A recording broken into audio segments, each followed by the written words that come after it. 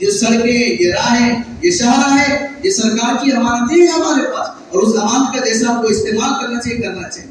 مسجد میں آئے، مسجد کے سامان کا استعمال، یہ بھی ہمارے پاس امانت ہے. بلا ضرورت پنکھا چل رہا ہے، بلا ضرورت تم نے لائٹ جلا دیا ہے، گھر میں ہے، گھر میں بلا ضرورت چیزوں کا استعمال کر رہا ہے. چھوٹی باتیں جہاں ہمارا دماغ اور دھیان کام نہیں کرتا ہے. بسم اللہ الرحمن الرحیم، نحمده ونصلي ونسلم على رسولنا الكريم، اما بعد. قال الله تبارك وتعالى في القرآن المجيد والفرقان الحميد: أعوذ بالله من الشيطان الرجيم، بسم الله الرحمن الرحيم. قد أفلح المؤمنون الذين هم في صلاتهم خاشعون والذين هم عن اللغو معرضون إلى الآية: والذين هم لأماناتهم وعهدهم راعون. قال الله تبارك وتعالى: يا أيها الذين آمنوا لا تخونوا الله والرسول وتخونوا أماناتكم وأنتم تعلمون. وقال النبي صلى الله عليه وسلم: كلكم راع وكلكم مسؤول عن رعيته، أو كما قال عليه الصلاة والسلام. صدق الله العظيم وصدق رسوله النبي الكريم، ونحن على ذلك لمن الشاهدين والشاكرين والحمد لله رب العالمين. میرے محترم دینی بھائیوں، بزرگوں، عزیزوں، دوستوں، گزشتہ جمعے میں آپ حضرات کے سامنے اسلام کے بنیادی جو ارکان ہیں، جو شعبے ہیں، 5 شعبے، اس کو مختصراً بیان کرنے کی کوشش کی گئی. یہ پہلا شعبہ اعتقادات کا، دوسرا عبادات کا، تیسرا معاملات کا، چوتھا اخلاقیات کا، پانچواں معاشرت کا. یہ 5 بنیادی شعبے پہ اگر ہم زندگی گزاریں تو ہم صحیح معنی میں مسلمان ہیں. اگر کوئی آدمی صرف عقیدے کے اعتبار سے مسلمان ہو، اعمال میں کوئی اسلام اس کے جھلکتا نہیں، تو وہ حقیقی معنی میں نجات کا مستحق نہیں ہوگا. اور کوئی آدمی ان 5 شعبوں میں سے چند کو اختیار کیے ہوئے ہو، عقیدہ بہت اچھا ہے، عبادت بہت اچھی ہے، لیکن رہنا سہنا لوگوں کے ساتھ صحیح نہیں ہے، اخلاقیات میں گراوٹ ہے، بات کرنے کا سلیقہ نہیں، ہر قسم کی برائی اس کے اندر سینے میں، اس کے دل میں موجود ہے، تو بھی صحیح معنوں میں مسلمان نہیں. اگر کوئی آدمی عقیدے کا اچھا ہے، عبادت بھی بہت اچھی کرتا ہے، بات بھی بہت میٹھی کرتا ہے، زبان بھی بہت اچھی ہے، لیکن معاملات میں زیرو ہے، دھوکہ دیتا ہے، بیوقوف بناتا ہے، تو وہ بھی صحیح معنوں میں حقیقی اعتبار سے مسلمان نہیں. تو صحیح سچا اور پکا مسلمان بننے کے لیے اسلام کے جو بنیادی 5 شعبے ہیں، ان 5 شعبوں میں اس کو صحیح زندگی گزارنا ضروری ہے. اعتقاد بھی اچھا ہو، عبادت بھی اچھی ہو، رہنا سہنا لوگوں سے میل جول بھی اچھا ہو، معاملات بھی اچھے ہوں، صاف ستھرے ہوں، وضاحت کے ساتھ ہو، اخلاق بھی اچھے ہوں. یہ سب چیزیں اگر جمع ہوگی تو صحیح معنوں میں وہ سچا اور پکا مسلمان کہلائے گا. اور یہ بات کہی گئی تھی کہ انسان یہ معاشرتی مخلوق ہے، اس کو لوگوں کے ساتھ رہنا سہنا لازمی ہے. انسان یہ نہیں کر سکتا کہ اکیلے رہ جائے، پہاڑوں میں جا کے زندگی گزارے. اسلام نے اس کی نفی کی، فرمایا لا رہبانیت فی الاسلام. اسلام میں رہبانیت نہیں ہے کہ سب کو چھوڑ چھاڑ کر ایک کونے پہ جو ہے بیٹھ جائے اور بس اپنی زندگی کے اندر مگن ہو جائے. اسلام اس کی تعلیم نہیں دیتا. اسلام ذمہ داریاں عائد کرتا ہے کہ آپ ذمہ دار آدمی ہو، بحیثیت باپ ذمہ دار ہو، بحیثیت اولاد ذمہ دار ہو، بحیثیت شوہر ذمہ دار ہو. غیر زندگی کے جس شعبے میں آپ ہو، کچھ نہ کچھ ذمہ داری آپ پر ہم پر عائد ہوتی ہے. ذمہ دار بنایا ہے، معاشرتی مخلوق انسان کو بنایا گیا، ایک دوسرے کے ساتھ رہنا سہنا ہے. اب کسی سے سامنا پڑتا ہے بحیثیت پڑوسی، بحیثیت دوست، بحیثیت اولاد، بحیثیت شوہر، بحیثیت جو ہے استاد، بحیثیت مالک، بحیثیت تاجر، بحیثیت گراہک. ہر اعتبار سے ہر الگ حیثیت سے انسان کو دوسرے انسان سے سامنا کرنا پڑتا ہے. جب دوسرے انسان سے سامنا ہو تو اس دوسرے انسان کے ساتھ جو سامنا ہوتا ہے، جو زندگی گزاری جاتی ہے، اس کو کہتے ہیں معاشرت۔ معاشرت کہ ہمارا رہنا سہنا کیسا ہے، ہمارے قول و فعل کا سامنے والے پر کیا اثر پڑتا ہے، یہ دیکھنا بہت ضروری ہے۔ تو میں نے قرآن کریم کی جو آیت ابھی خطبے میں تلاوت کی، اس میں جو بتانا مقصود ہے وہ یہ ہے کہ اللہ قرآن کریم میں فرماتے ہیں مومنین کی صفات کو اللہ نے بیان فرمایا ہے کہ جو کامیاب مومنین، قد افلح المؤمنون، وہ مومن کامیاب ہو گئے۔ پتہ چلا کہ مومن کامیاب بھی ہو سکتا ہے، ناکامیاب بھی ہو سکتا ہے۔ خالی مومن بن جانا یہ کامیابی کی دلیل نہیں، بلکہ اس کے ساتھ ساتھ جو اعمال ہے ان اعمال کو اپنانا ضروری ہے۔ اس لیے والعصر ان الانسان لفی خسر الا الذین آمنوا وعملوا الصالحات، قرآن کریم میں ایمان کے ساتھ ساتھ عمل صالح کو، نیک اعمال کو بار بار ذکر کیا ہے کہ بے شک انسان خسارے میں ہے، مگر وہ جو ایمان لائے اور ایمان لانے کے ساتھ ساتھ نیک اعمال بھی کی۔ تو معلوم ہو محض ایمان لا کر کے بے فکر بیٹھ جانا میں مومن ہوں اور اس کی کوئی فکر نہیں ہے میرے ساتھ کیا ہوگا، مجھے کیا کرنا ہے، یہ بیوقوفی کی دلیل ہے۔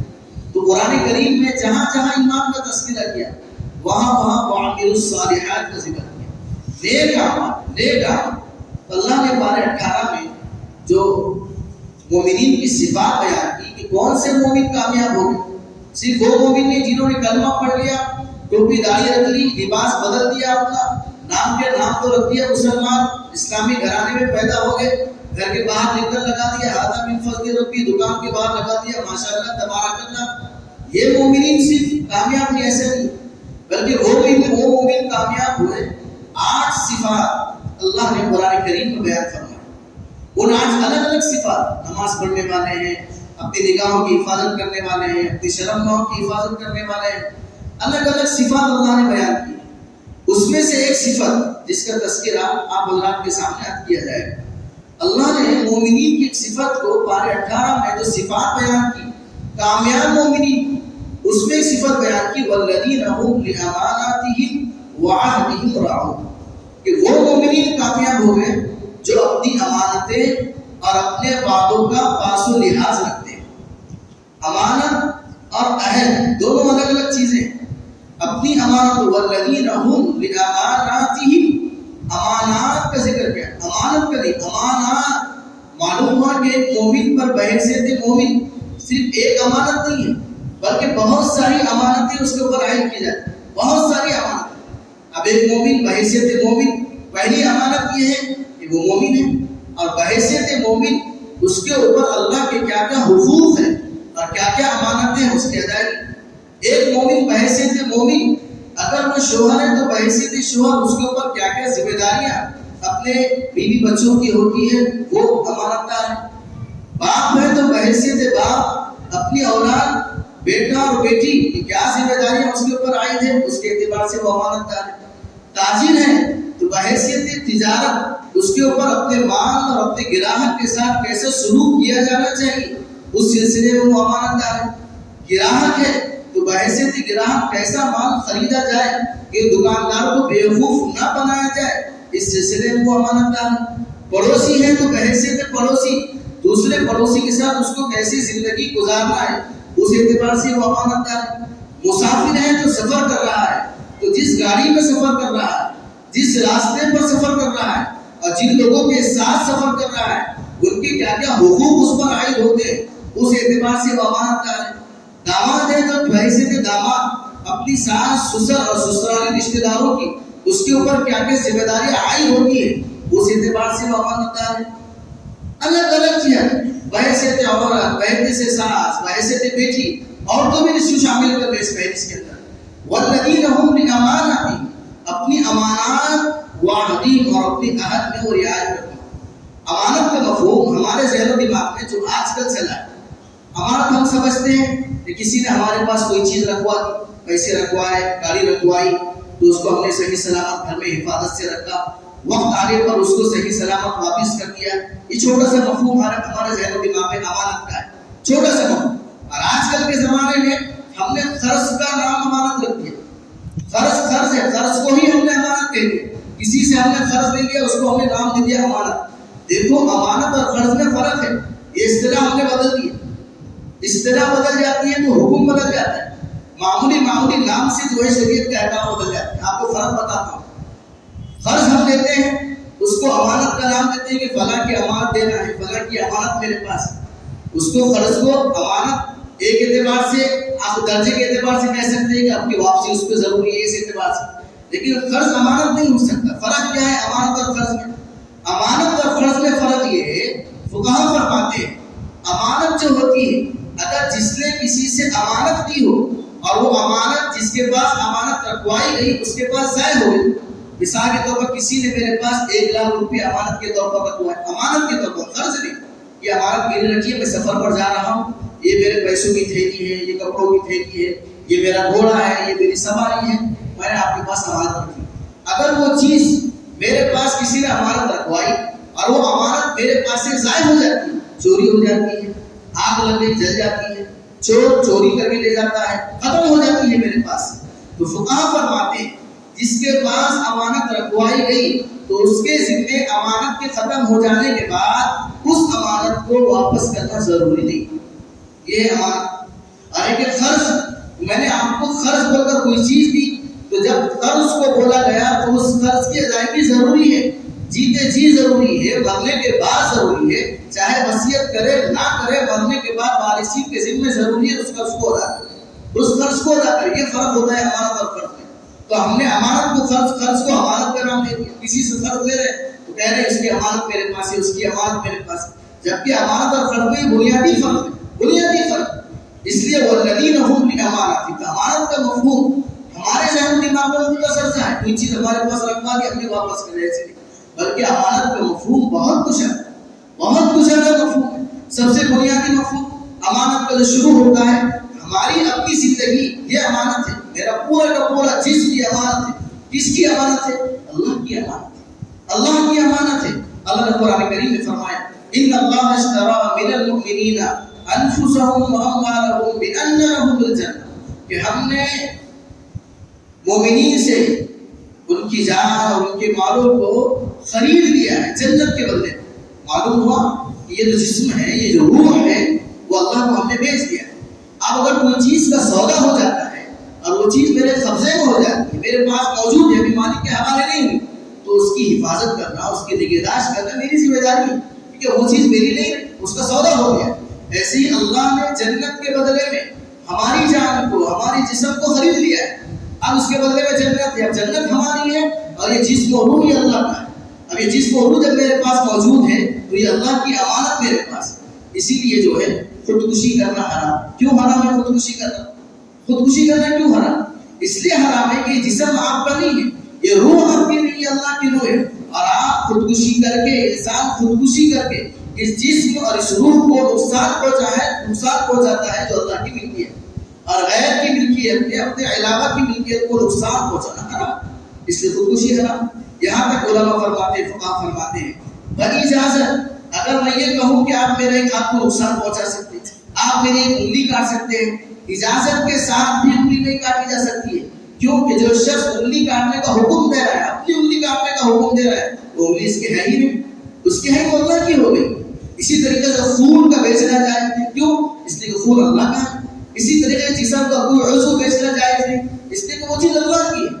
اور پوری زندگی انسان کی وہ اللہ کی امانت ہے. اب اس امانت کی پاسداری, اس کے کیا کیا حقوق ہے, اس لیے صحت کی حفاظت ضروری ہے. کیوں ضروری ہے؟ صحت خراب ہوگی, جسم خراب ہوگا, جسم خراب ہوگا, عبادتیں انجام دینے میں دشواری پیدا ہوگی, یہ امانت ہے.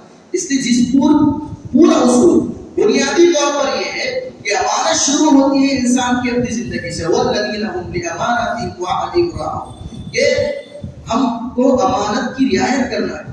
نبی کریم صلی اللہ علیہ وسلم کے متعلق ہم نے سنا کہ حضور کا نام صادق بھی تھے, امین بھی تھے, حضور امانت دار بھی تھے, امانت دار تھے. ہجرت کے موقع پر اللہ کے نبی صلی اللہ علیہ وسلم جب ہجرت کر کے جا رہے ہیں تو حضرت علی سے فرمایا, ایسے وقت میں کفار حضور کے قتل پہ ڈرتے ہیں, گھر کے باہر محاصرہ کیا ہوا ہے نبی صلی اللہ علیہ وسلم کے گھر کا. اس وقت میں حضور نے حضرت علی کو اپنے بستر پر سلایا, فرمایا علی تم بھی مدینہ آنا, لیکن میرے پاس جو یہودیوں کی, کفار و مشرکین کی, دیگر لوگوں کی امانتیں رکھوائی گئی ہیں, ان امانتوں کو ان تک پہنچا کر مدینہ تشریف لانا. ایسے وقت میں بھی حضور نے امانت دیا ہے, امانت کی ادائیگی کیا ہے. یہ مومن کی کامل مومن کی صفت ہے، والذین هم بأماناتهم وعهدهم راعون۔ اسی طریقے سے غزوہ خیبر کے موقع پر یہودیوں کے قلعے کا محاصرہ کیا گیا اور محاصرہ کرنے کے بعد پورے مسلمان خیبر کے باہر جو ہے محاصرہ کیے ہوئے اور یہود قلعہ بند ہے۔ ایسے وقت میں ایک چرواہا جس کا نام اسود نام کا چرواہا، وہ چرواہا بکریاں چراتے چراتے، صفت دیکھو امانت کی صفت، ایک ایسے حالات میں امانت کی رعایت کی، امانت کی ادائیگی، ایسے حالت میں وہ چرواہا مسلمانوں کے لشکر میں اپنی بکریوں کے سمیت آتا ہے اور پوچھتا ہے کہ آپ کا کوئی بادشاہ ہے؟ اتنا بڑا لشکر یہاں پر آیا ہوا ہے۔ صحابہ نے فرمایا ہمارا کوئی بادشاہ نہیں، یہاں ہمارے نبی ہے، پیغمبر ہے، رسول ہے۔ تو اس نے کہا کہاں ہے؟ تو کہا اس خیمے کے اندر ہے جو کھجور کے چھپر سے بنا ہوا خیمہ ہے، اس کے اندر تشریف فرمائے۔ اس چرواہے کو اسود کو، جو یہودیوں کے بکریوں کا چرواہا تھا، اس کو اسود کہتے ہیں، کالے انتہائی کالا کلوٹا بصورت بشکل۔ حضور کی خدمت میں صلی اللہ علیہ وسلم اس کو لے جایا گیا اور لے جانے کے بعد اس نے جو ہے حضور اکرم صلی اللہ علیہ وسلم کے اخلاق کو دیکھا، فرمایا اگر میں مسلمان ہو جاؤں تو میرے ساتھ تم لوگ کیا سلوک کرو؟ تو حضور نے فرمایا تم اگر مسلمان ہوتے ہو تو تم کو یہ لوگ صحابہ اکرام اپنے گلے سے لگائیں۔ اس نے کہا میں تو بہت کالا ہوں۔ تو کہا حضور نے کہ تمہارے ساتھ کوئی دوہرا رویہ اختیار نہیں کیا جائے۔ اس نے کہا میرے منہ سے، میرے چہرے سے، پورے بدن سے بدبو آتی ہے۔ تو کہا بدبو کوئی مسئلہ نہیں، آپ مسلمان ہو جاؤ، یہ آپ کے ساتھ اپنے سگے بھائیوں جیسا معاملہ کرے گا۔ اس نے یہ اخلاق دیکھے تو بہت متاثر ہوا اور اس نے کہا یا رسول اللہ میں جو ہے آپ کے ہاتھ پر کلمہ پڑھنا چاہتا ہوں۔ حضور اکرم صلی اللہ علیہ وسلم نے اس کو کلمہ پڑھایا، اشہد ان لا الہ الا اللہ واشہد ان محمد رسول اللہ صلی اللہ علیہ وسلم۔ کلمہ پڑھنے کے بعد اسود نے حضور سے فرمایا اب میرے مسلمان ہونے کے بعد آپ کے پاس میرے لیے سب سے پہلا حکم کیا ہے؟ تو حضور اکرم صلی اللہ علیہ وسلم نے فرمایا کہ دیکھو اسود تم مسلمان ہو گئے ہو، تمہارے لیے ہمارے پاس سب سے پہلا حکم اسلام لانے کے بعد یہ ہے کہ تمہارے پاس جو بکریاں اپنے مالکوں کی ہے اس کو ان کو واپس کرو۔ جبکہ اصول یہ ہے جنگ کا، جنگ کے موقع پر کافر کا مال، اس کی جان پر قبضہ کیا جا سکتا ہے، جائز ہے، قبضے میں دینا، اس کی جان جائز، اس کا مال جائز۔ ایسی صورتحال میں حضور نے اس نئے صحابی حضرت اسود رضی اللہ تعالیٰ عنہ کو فرمایا کہ سب سے پہلا حکم تم پر یہ کہ تمہارے پاس جو بکریاں ہیں، تم چرواہے ہو بکریاں چروانے والے، تمہاری ذمہ داری کہ ان بکریوں کو تم ان کے مالک کے حوالے کر دو۔ یہ واقعہ غزوہ خیبر کا ہے۔ خیبر جو جنگ ہے اس جنگ میں صحابہ کرام کو کھانے کے لانے پڑ گئے اور فقہاء نے کتابوں میں لکھا ہے کہ اس وقت میں صحابہ کرام نے گدھے ذبح کر کر کے دیوے چڑھائی اور گدھوں کو ذبح کر کے ان کا گوشت پکوا کر کے کھانے کی کوشش کی۔ جب حضور اکرم صلی اللہ علیہ وسلم نے فرمایا دیکھو گدھے کا گوشت جائز نہیں، گدھے کا گوشت ہانڈیوں میں پکا ہوا ابلا ہوا، حضور کے اس فرمان کے بعد صحابہ نے اس کو اونڈے دیا۔ ایسے سخت حالات میں اس نئے صحابی حضرت اسود کو یہ تلقین ہو رہی کہ تم مومن ہو اور تمہاری ذمہ داری کی امانت جس کے اس کے حوالے کرو، اس کے حوالے کرو۔ تو حضرت اسود رضی اللہ تعالیٰ عنہ واپس یہود کی خیبر میں، یہود کے اس قلعے میں گئے اور ان کے مالکوں کو ان کی جو ہے بکریاں ان کے حوالے کی۔ بکریاں میں تمہاری چرواتا تھا، میں مسلمان ہو گیا ہوں، یہ بکریاں تمہاری دے دو۔ اب وہ جو ہے بکریاں چھوڑ کر واپس آئے۔ واپس آنے کے بعد حضور اکرم صلی اللہ علیہ وسلم کی خدمت میں رہے اور پوچھا یا رسول اللہ اب جنگ کا موقع ہے، اگر میں جنگ میں شامل ہو جاؤں اور دوران جنگ ختم کر دیا جاؤں تو میرے لیے کیا ہے؟ تو حضور نے فرمایا تمہارے لیے جنت ہے۔ اگر تم شہید ہو گئے تو تمہارے کالے چہرے کو سفیدی سے مائل کر دیا جائے، اگر تم شہید ہو گئے تو تمہارے بدن کی بدبو کو خوشبو سے معطر کر دیا جائے۔ تو اسود وہ جنگ خیبر میں شامل ہوئے اس دن اور شہید ہو جانے کے بعد جب شام کے وقت میں جنگ ختم ہو جاتی ہے، جنگ کے ختم ہو جانے کے بعد صحابہ کرام نے ایک نئی لاش کو دیکھا، ایک نئے آدمی کو دیکھا اور جستجو میں لگی کس کی لاش ہے؟ حضور کے سامنے اس لاش کو لایا گیا۔ حضور نے فرمایا اس کو میں پہچانتا ہوں، یہ وہ شخص ہے جس نے اسلام لانے کے بعد نہ روزہ رکھا ہے، نہ نماز پڑھی ہے، نہ کوئی عبادت ادا کی ہے، بس یہ اللہ کے راستے میں شریک ہوا، شہید ہوگا۔ میں دیکھتا ہوں اپنی آنکھوں سے کہ جنت میں جو ہے شامل ہو گیا، جنت میں شریک ہو گیا۔ یہ رعایت امانت کی رعایت حضور اکرم صلی اللہ علیہ وسلم نے ایسے موقع پر بھی جنگ کے موقع پر بھی پوری کی پوری امانت داری کی رعایت حضور اکرم صلی اللہ علیہ وسلم نے صحابہ کرام کو کروائی. تو میرے عزیز و بزرگوں دوستو، امانت کا مفہوم بہت وسیع. ہم میں سے ہر شخص یہ امانت دار ہے. ہر شخص امانت دار ہے. عربی میں امانت کسے کہتے ہیں؟ امانت کہتے ہیں عربی میں کہ کسی پر کسی معاملے میں بھروسہ کیا گیا، اس کو کہتے ہیں امانت. مثال کے طور پر کسی کو نوکر رکھا گیا دکان پر. نوکر رکھنے کا مطلب یہ ہے کہ دکان کے گراہکی کے معاملے میں اور دکان کا مال بیچنے کے معاملے میں اس شخص پر بھروسہ کیا گیا. کسی کو اپنا داماد بنایا گیا. داماد بنانے کا مطلب یہ ہے کہ اس شخص پر اپنی بیٹی کے پورے حقوق ادا کرنے کے سلسلے میں بھروسہ کیا گیا. یہ مطلب ہے امانت کا. ایک نہیں ہزاروں، آپ زندگی کے ہر شعبے میں کسی کو امام بنایا گیا. مطلب یہ ہے کہ نماز کی پاکی صفائی، خشوع خضوع، اوقات کی پابندی کے سلسلے میں اس پر بھروسہ کیا گیا. کسی کو مؤذن بنایا گیا ہے. مطلب یہ ہے کہ مؤذن کو خود حضور نے فرمایا کہ والمؤذن مؤتمر والامام ضامن، کہ مؤذن پر بھروسہ کیا گیا ہے اذان کے اوقات کے سلسلے. کسی کو ملازم رکھا گیا ہو، کسی کو تاجر بنایا گیا ہو. زندگی کے ہر شعبے میں ہر شخص امانت دار. اب ملازم دیکھو، کسی کی 8 گھنٹے کی ڈیوٹی ہے، کسی کی 10 گھنٹے کی ڈیوٹی ہے. ڈیوٹی کے اوقات کے سلسلے میں اور اپنے کام کاج کے سلسلے میں وہ امانت دار ہے.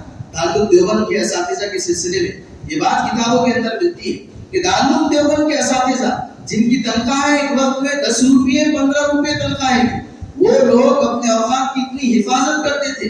اگر دوران درس یا دوران ڈیوٹی کوئی دوست ملنے آتا تھا یا کوئی صاحب پہچان والا کوئی ملاقات کے لیے آتا تھا، تو جیسی ملاقات کے لیے آیا وقت دیکھ لیا. دوران ڈیوٹی نوکری کے وقت کے دوران کوئی وقت کوئی دوست ملنے کے لیے آیا، اب اس سے بات چیت میں لگے، وقت دیکھ لیا 12 بجے آیا. 12 بجے سے لے کر 12:20 تک یا 12:15 تک وہ دوست میرے پاس رہا. 15 منٹ لکھ لیے، 15 منٹ پورا مہینہ اس طریقے سے لکھ لینے کے بعد جب مہینہ ختم ہوگا تو مہینے کے ختم میں وہ اساتذہ درخواست دفتر اہتمام میں یہ کہہ کرتے تھے کہ دیکھو آپ نے 8 گھنٹے کی ڈیوٹی میرے ذمہ دی تھی، اس 8 گھنٹے میں 20 منٹ روزانہ 10 منٹ 5 منٹ یہ میں نے اپنے ذاتی کام میں صرف کیے، اور اس ذاتی کام میں صرف ہونے والے وقت کا معاوضہ میرے لیے لینا جائز نہیں ہے. اس نے سال کے اختتام میں آپ میری اتنے وقت کی تنخواہ کم کر دیجیے، باقی کی تنخواہ میرے حوالے کر دیجیے. یہ معمول ہے. اتنا بڑا تقویٰ ہے. کیا اہتمام ہے تقویٰ. آج اگر ایسی باتیں کی جائیں تو لوگ ہنسیں گے، بہت ہی باریکی کے بات ہے، ایسا بول کرتا، کس کو ایسا کرنا آتا، اتنے باریکی کے بات، ایسا لوگ کہتے ہیں. اسی طرح شیخ الہند رحمۃ اللہ علیہ، علامہ شیخ محمود حسن دیوبندی رحمۃ اللہ علیہ، جو دارالعلوم دیوبند کی اساس سے بنیاد ہے. ایک انار کے درخت کے نیچے شیخ محمود استاد اور شیخ الہند شاگرد، اور اس انار کے درخت سے اتنا بڑے ام المدارس کی ماں وجود میں آئی اور پورے عالم اسلام میں دارالعلوم دیوبند کا فیض جاری و ساری. وہاں کا پہلا شاگرد شیخ الہند تحریک ریشمی رومال کے بانی علامہ محمود حسن دیوبندی رحمۃ اللہ علیہ کے متعلق آتا ہے. دارالعلوم دیوبند کے استاد سے تنخواہ 10 روپے تھی. بڑھاپے کو عمر تک 10 روپے تنخواہ ہے. کئی سالوں بعد پرانی بات کر رہا ہوں، کئی سالوں پرانی بات کر رہا ہوں. شیخ الہند رحمۃ اللہ علیہ جب اخیر وقت تھا، بڑھاپے کی عمر، تو مجلس شورا جو کمیٹی ہوتی ہے انہوں نے آپس میں طے کیا کہ حضرت کی تنخواہ میں اضافہ کیا جانا چاہیے. چنانچہ 10 روپے سے 15 روپے کی تنخواہ حضرت کی گئی. اور جب مہینہ ختم ہوا، حضرت کے سامنے تنخواہ آئی تو لفافہ کھول کر دیکھا تو 10 کے بجائے 15 روپے تنخواہ ہے. حضرت نے پوچھا کہ 5 روپے زائد کس بات کے؟ تو فرمایا کہ حضرت اتنے دن سے آپ خدمت انجام دے رہے ہیں، ہم نے سوچا کہ آپ کی تنخواہ میں اضافہ کر دیا جائے. 10 روپے سے لے کر 15 اور 5 روپے کا اضافہ ہو گیا.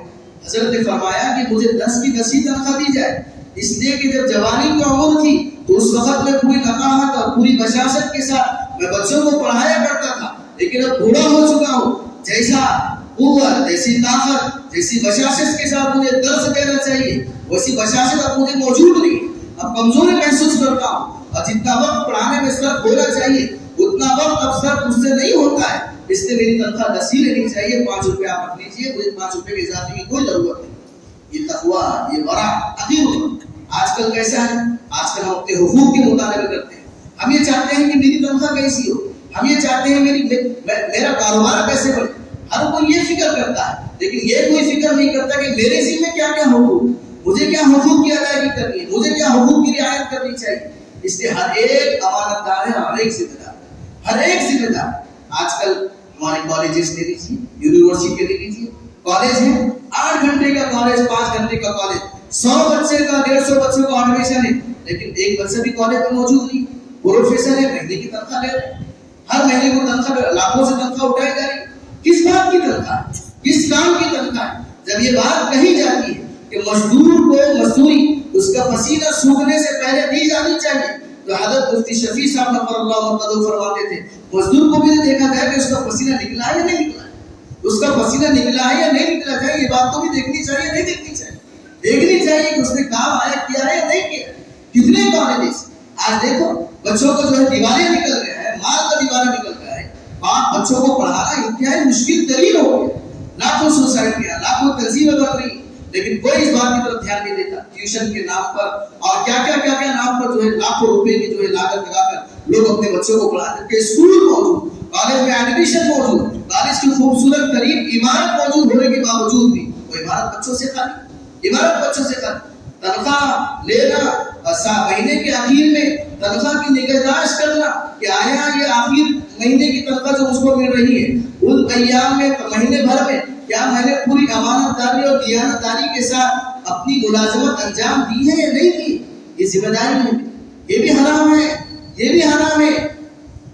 پٹا مار کر کام چوری کر کے ہر معاملے اگر ہم مستری ہیں، مزدور ہیں، ہمار ہیں، دکان کے جو ملازم ہیں، سرکاری آفس میں ہو یا پرائیویٹ آفس میں ہو اور کہیں بھی ہم نوکری کرتے ہو، چاہے مسجد میں نوکری کرتے ہو، مسجد کے باہر نوکری کرتے ہو، مدرسے میں نوکری کرتے ہو، دکان پر نوکری کرتے ہو، کہیں بھی ہم نوکری کرتے ہیں، ہم امانت دار، ہم اپنی ڈیوٹی میں امانت دار ہیں، ہم اپنی ملازمت میں امانت دار ہیں۔ کیا ہم اپنی ملازمت صحیح طریقے پر انجام دے رہے ہیں نہیں دے رہے؟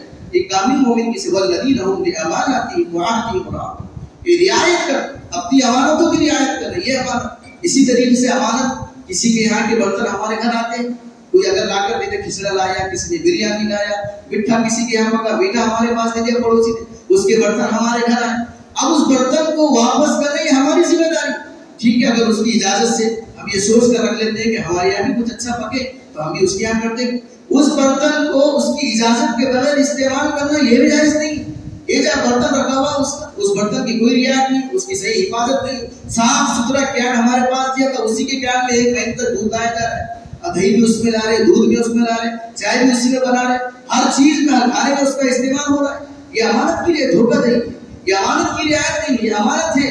کسی کا برتن ہمارے یہاں آنا، کسی کی کوئی چیز ہمارے پاس آنا، کسی کی گاڑی ہم نے لے استعمال، بتا بھائی آپ کی چابی بتاؤ، میں فلاں جگہ جا کر آتا ہوں، کوئی بھی چیز، کسی کا بیاج لے لیا، کسی کے کپڑے لے لیے، کسی کی سواری لے لی، کسی کا برتن لے لیا، کسی کا پین ہم نے لے لیا، معمولی چیزیں ہیں جو ہمارے جو ہے استعمال میں آتی ہیں اور روز اس کا جو استعمال ہماری زندگی میں آتا ہے، ان امانتوں کی رعایت کرنا، پابندیوں کے لحاظ کرنا یہ ہماری ذمہ داری۔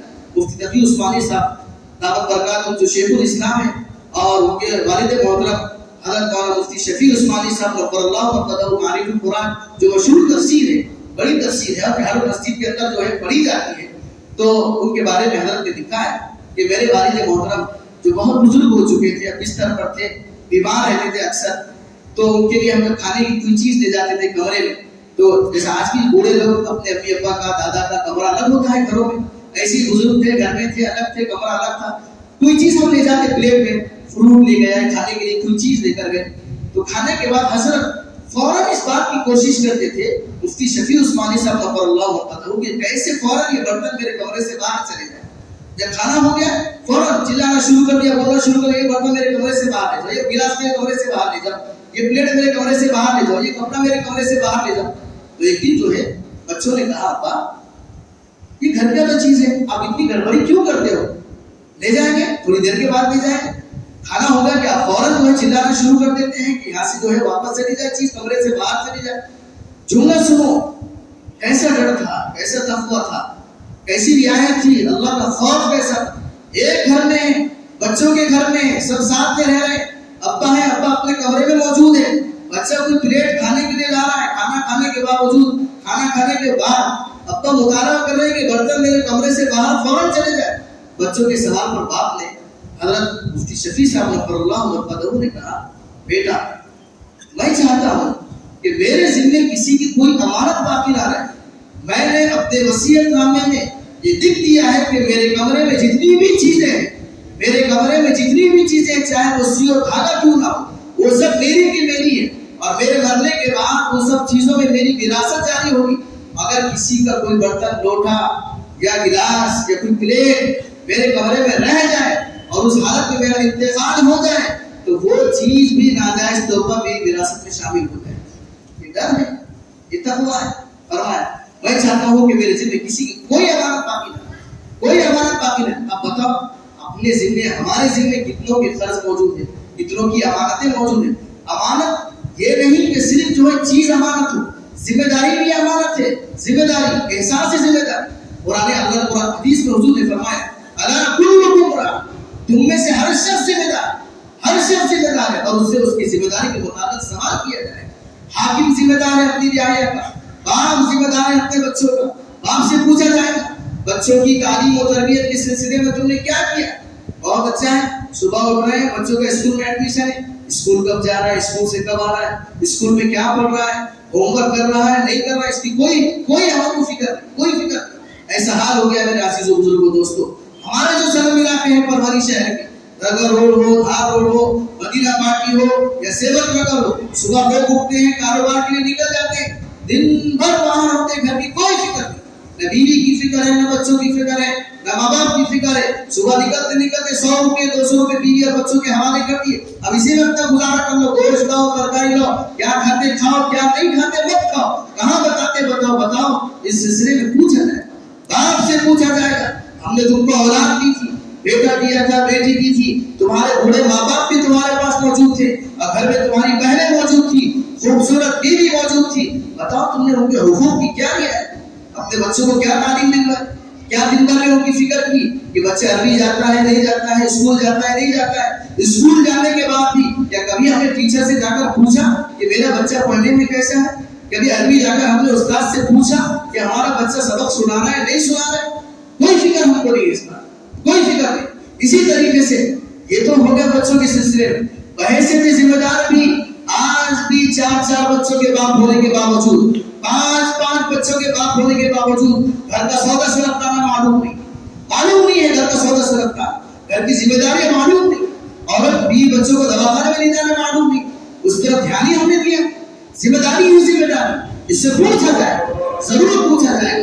اسی طریقے سے عورت ذمہ دار ہے اپنے بچوں کو, ہر اعتبار سے ذمہ دار ہے, بحیثیت ملازم ذمہ دار ہے. اور یاد رکھو ہر ایک کو اپنی ذمہ داری حسن سلوک کے ساتھ ہر اعتبار سے ادا کرنا ضروری ہے. اب امانتیں, یہ تو امانت ہوگی, ذمہ داری کی امانت, یہ ذمہ داری والی امانت ہے. اس امانت کو صحیح طور پر انجام دینا ہر مسلمان اور ہر مومن کی ذمہ داری, ہر مومن کی ذمہ داری. اس امانت کو جیسا مال کی امانت, سامان کی امانت, پراپرٹی کی امانت ہے, ایسے ہی ذمہ داری کی امانت ہے. آپ کے اوپر, ہمارے اوپر اپنے بچوں کی امانت, کی امانت ہے اللہ کی دی, ان کی ذمہ داری.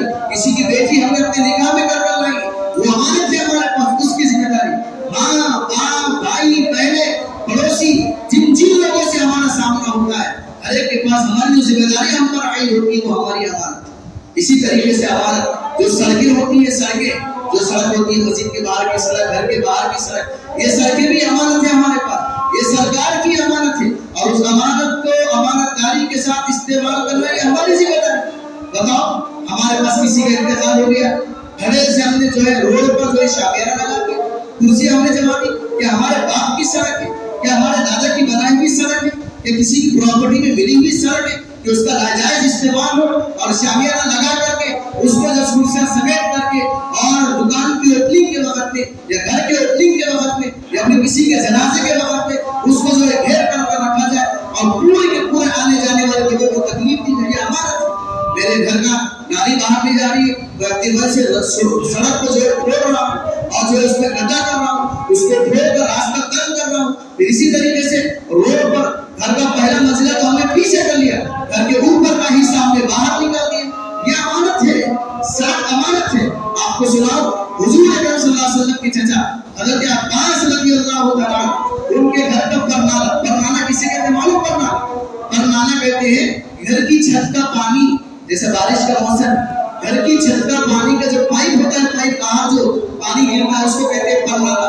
ہم اپنے گھر کا پرنانا, چھت کی فرمانا وہ پائپ کہ جس کے ذریعے سے بارش کا پانی سڑک پر گرتا ہے وہ کہاں گر رہا ہے؟ اگر اس پانی سے راستہ چلنے والے کو تکلیف ہوتی ہے اس سلسلے میں ہماری پوچھو. یہ چھوٹی بات نہیں ہے, یہ معمولی بات نہیں ہے, اس کو معمولی مت سمجھو. میں حدیث سناتا ہوں, حضرت عباس رضی اللہ تعالیٰ حضور کے چچا حضرت عباس, اور حضور کی اتنی محبت کی حضرت عباس رضی اللہ تعالیٰ عنہ سے. ایک مرتبہ حضور نے چند لوگوں کو جو ہے زکات وصول کرنے کے لیے بھیجا. تو وہ لوگ زکات وصول کر کے آئے اور فرمایا یا رسول اللہ سب مسلمانوں نے زکات دے دی, 3 لوگوں نے زکات نہیں دی, ان میں سے آپ کے چچا بھی ہے. تو حضور نے ہر ایک کی وضاحت کر دی, اس نے کیوں نہیں دی, اس نے کیوں نہیں دی, اس نے کیوں نہیں دی, اور فرمایا عباس نے اپنی زکات پیشگی ادا کر دی. یعنی میں دوران سال ہونے سے پہلے ہی چند غربا آئے تھے, اور غربا آنے کے بعد میں نے عباس سے رابطہ قائم کیا. تو میرے چچا عباس نے پیشگی زکات سال ہونے کے بعد دی جانے والی زکات 7 سال سے پہلے ہی ادا کر دی. پھر فرمایا اس عامل سے جس نے شکایت کی تھی, فرمایا کہ تم نے عباس کی شکایت کر کے میرے دل کو مغموم کر دیا. میرے دل کو مغموم کر, تم کو پتا نہیں میرے چچا ہے عباس, اور عباس کی شکایت تم بھتیجے سے کرتے ہو. چچا حضور کتنی محبت تھی حضرت عباس رضی اللہ تعالیٰ عنہ کے گھر کی چھت کا پر نالا, یعنی بارش کا پانی چھوڑنے کا وہ پائپ مسجد نبوی کی جانب تھا, اور پانی جب چھت سے گرتا تھا تو مسجد نبوی کی صحن میں گرتا تھا. حضرت عمر رضی اللہ تعالیٰ عنہ کی دور خلافت میں حضرت عمر کی نظر اس پر پڑی تو عمر رضی اللہ تعالیٰ عنہ نے فرمایا یہ برنامہ کس کا ہے؟ فرمایا عباس کا ہے. فرمایا یہ برنامہ مسجد کی صحن میں لگانا جائز نہیں کہ چھت کا پانی مسجد کی صحن میں گرے, اور لوگوں سے فرمایا اسے توڑو, اس کو توڑ دیا گیا. حضرت عباس نے دیکھا کہ گھر کا برنامہ ٹوٹ گیا ہے. فرمایا عمر یہ برنامہ میرے نبی کی اجازت سے لگوایا, یہ برنامہ میرے نبی کی اجازت سے لگوایا. تو حضرت عمر رضی اللہ تعالیٰ عنہ نے فرمایا ٹھیک ہے, اگر حاکم کی اجازت سے کوئی اگر ایسا کام کر لے اس کے لیے تو جائز ہے. تو حضرت عمر رضی اللہ تعالیٰ چھپ گئے اور رکوع میں چلے کر عباس سے فرمایا عباس میری قبر پر کھڑے ہو جاؤ اور اس پرنامے کو درست کرو. میں کہہ رہا ہوں کہ سڑک کی طرف پرنامہ نکالنا یہ بھی سوچنے کی بات ہے کہ ہم نکال سکتے ہیں. اب گھڑے سے ہماری دکان کا چبوترا روڈ پر, سڑک کا چبوترا جو ہے دکان کا چبوترا, گھر کا چبوترا, گھر کی اوپری چھت روڈ پر موجود ہے, اس کی کوئی فکر نہیں. سالوں سال مہینوں گھروں کا مٹیریل روڈ پر پڑا ہوا, کیا روڈ ہمارے گھر کی جاگیر ہے, باپ کی جاگیر ہے کہ اس کو ایسا استعمال کیا جائے؟ کیوں جائے؟ چاہے لاکھ نمازیں پڑھ لیں, چاہے لاکھ زبان میٹھی کر لیں, چاہے حلیہ پورا سنت کے مطابق کر دیا جائے, اگر کسی بھی انسان کو میری ذات سے میرے عمل سے یہاں تک کہ وہ گھر پڑے ہوئے مٹیریل سے تکلیف پہنچتی, کل قیامت کے دن اس کے مطابق سوال کیا جائے. یہ چھوٹی چھوٹی باتیں ہیں.